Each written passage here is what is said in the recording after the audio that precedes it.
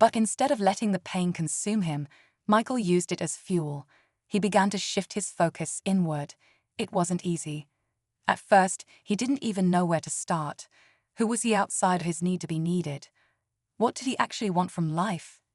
It was a question he had never truly asked himself. He had always been so busy fitting into other people's worlds that he had forgotten to build his own. So he started small.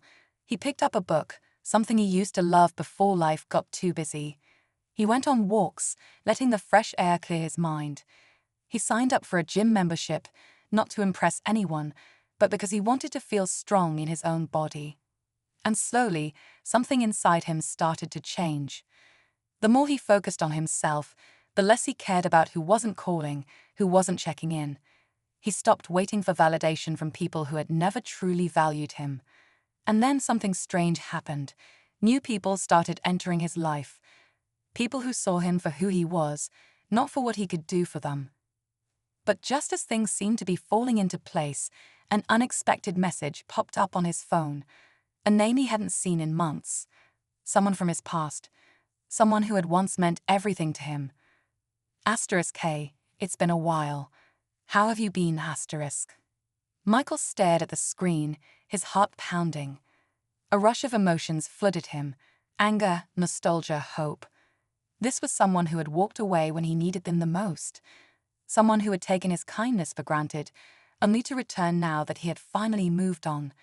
His fingers hovered over the keyboard. Every part of him wanted to respond, to see if maybe, just maybe, they had changed. But then a thought stopped him. Why now, Why do people only come back when you finally stop chasing? Michael knew this was the real test. Would he fall back into old patterns? Would he open the door to the same cycle that had once drained him? Or would he finally choose himself? The answer wasn't clear yet. But one thing was certain. This time, he wouldn't be the one chasing. And as he put his phone down, a quiet realization settled in. Maybe the real journey wasn't about finding the right people. Maybe it was about becoming the kind of person who didn't need to chase at all. Michael didn't respond to the message right away. He just stared at it, feeling the weight of it settle on his chest. A part of him wanted to believe that people could change, that maybe this time would be different. But then another thought crept in. Why did they only reach out when he had stopped? Why now, after all this time? Was it guilt? Boredom? Or just the need to feel like they still had a place in his life? His mind spun through the memories, the late nights spent listening to their problems, the times he had rearranged his own life just to be there for them, the way they had disappeared the moment he needed them the most. And now here they were, acting as if nothing had happened. Michael locked his phone and set it aside, forcing himself to focus on something else. But the conflict inside him wouldn't let go. What if he was wrong? What if this was an opportunity for closure, for answers, for something he didn't even know he needed? Days passed, and the message remained unanswered. Michael buried himself in his routine, determined not to let the past pull him back. But just when he thought he had moved past it, the message came again. I just wanted to talk. Can we ? This time, he felt something different, control. He wasn't desperate for their attention anymore. He wasn't waiting by his phone, hoping they'd remember him. He had spent so long chasing people, afraid of losing them, but now he realized something important. He wasn't afraid anymore. Still, the question lingered. Did he owe them a response? Did he owe them anything at all? Meanwhile, Michael started to notice something else. As he had pulled away from people who didn't value him, his life had started to attract new energy. There was Daniel, a co-worker who had always been friendly, but whom Michael had never truly connected with before. Now, without the weight of toxic relationships holding him down, he found himself opening up in ways he hadn't expected. Then there was Sarah, someone he had met at the gym, whose kindness and genuine interest in his well-being felt so effortless, so different from what he was used to. For the first time in his life, Michael was surrounded by people who didn't need him to prove his worth. They saw him, respected him, and valued him, without him having to chase. But the past wasn't done with him yet. Sure, Here's a compelling, natural-sounding introduction for your YouTube video story. Imagine this. You're always the one reaching out first. Always the one making plans, checking in, trying to keep the connection alive. But deep down, you know the truth. If you stop chasing, they wouldn't even notice your absence. It hurts, doesn't it? That feeling of being replaceable, of pouring your energy into people who wouldn't do the same for you. You tell yourself it's just how relationships work, that maybe one day they'll appreciate you. But how much longer will you wait for that day to come? There was a time when Michael thought friendships and relationships were all about effort. His effort. He was the type of person who always gave too much, thinking that if he just proved his worth, people would stay. Late-night calls when someone needed advice, showing up for birthdays even when no one remembered his, being the emotional rock for everyone else but himself.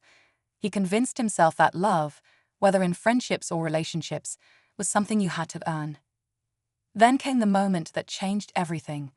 One evening, after another exhausting day of trying to please everyone, he sat alone in his apartment, staring at his phone. Silence.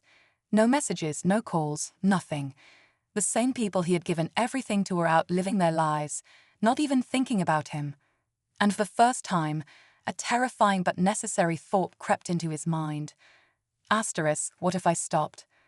What if I stopped chasing, stopped trying, stopped forcing people to care? That night, something inside him shifted. He realized that he had spent so much time running after people that he had lost himself in the process. And he wasn't alone in this. How many of us do the same? How many times have we ignored our own needs, our own dreams, just to fit into someone else's life? The truth is, the more you chase, the more you push people away.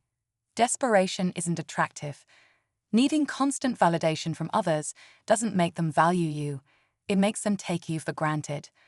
The more you try to prove your worth, the less they feel the need to appreciate it. And the hard part?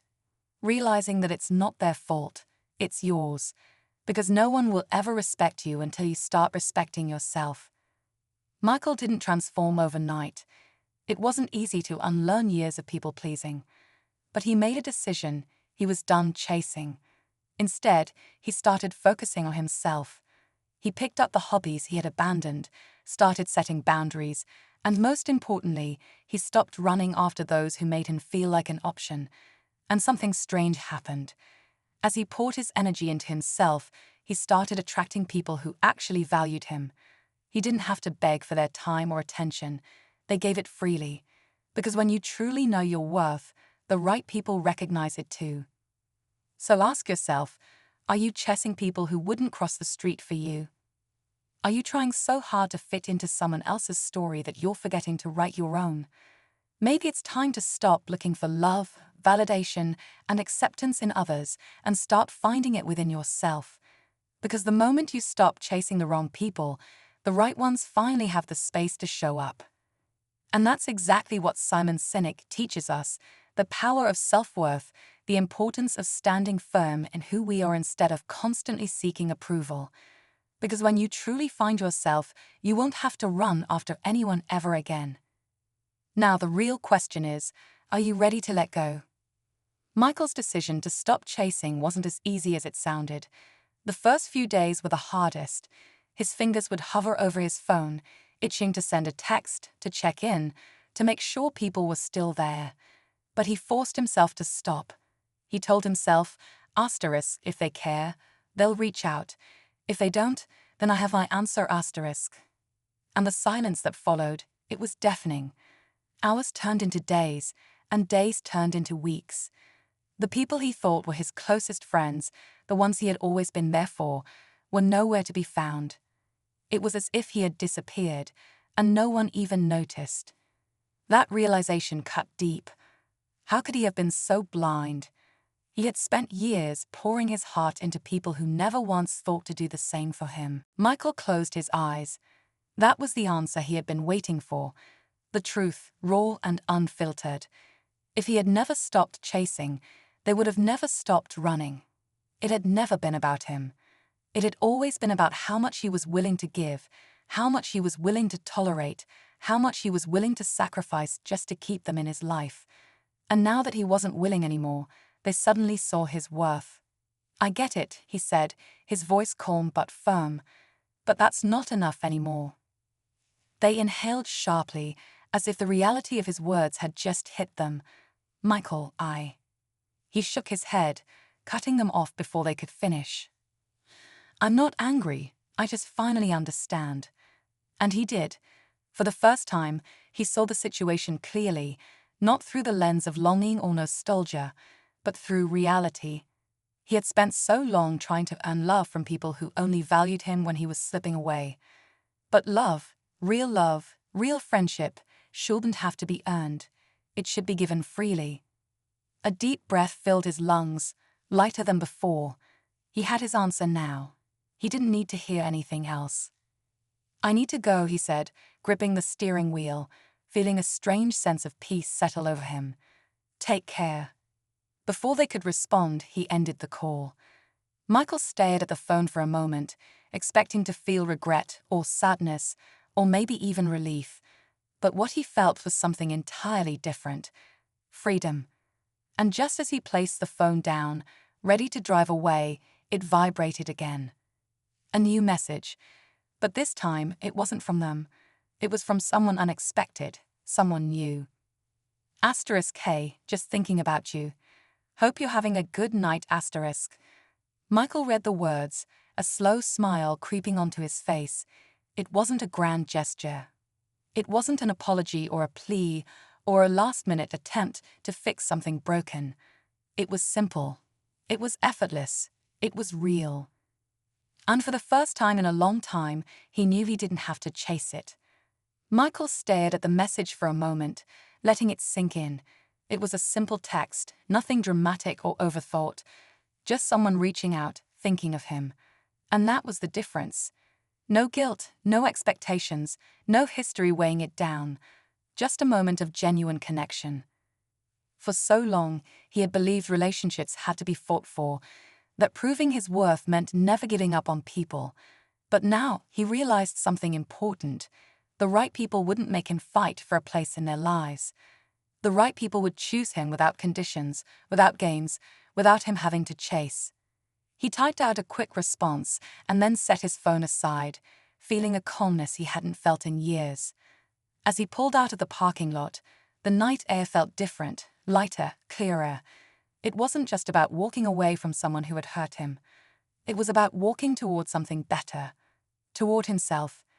In the weeks that followed, Michael found himself reflecting on everything he had learned. The silence that had once felt unbearable now felt peaceful. The absence of people who had once consumed his thoughts no longer felt like a loss. It felt like space. Space to grow, to breathe, to finally focus on himself without distraction. His world didn't fall apart without them. If anything, it expanded. New friendships grew naturally, unforced and effortless. Conversations weren't one-sided anymore, and plans weren't always initiated by him. He started showing up for himself the way he had always shown up for others, and in doing so, he realized he wasn't alone. He had never been. He had just been too focused on the wrong people to see the right ones standing in front of him. One evening, as he sat at his favorite cafe, sipping coffee and watching the city move around him, he felt something he hadn't in a long time: contentment. Not because everything was perfect, but because he no longer felt the need to chase something outside of himself to feel whole. His phone buzzed again, another message from someone new. A smile tugged at the corner of his lips, but this time he didn't rush to respond. He had nothing to prove. No urgency, no fear of being forgotten. He knew now that the right people wouldn't need him to constantly remind them of his presence. As the sun dipped below the horizon, painting the sky in deep shades of orange and purple, Michael took a deep breath. He had spent so much of his life running after people, afraid of what would happen if he stopped. But now he knew the truth. The moment he stopped chasing, he finally found what he had been looking for all along: himself. And that was enough.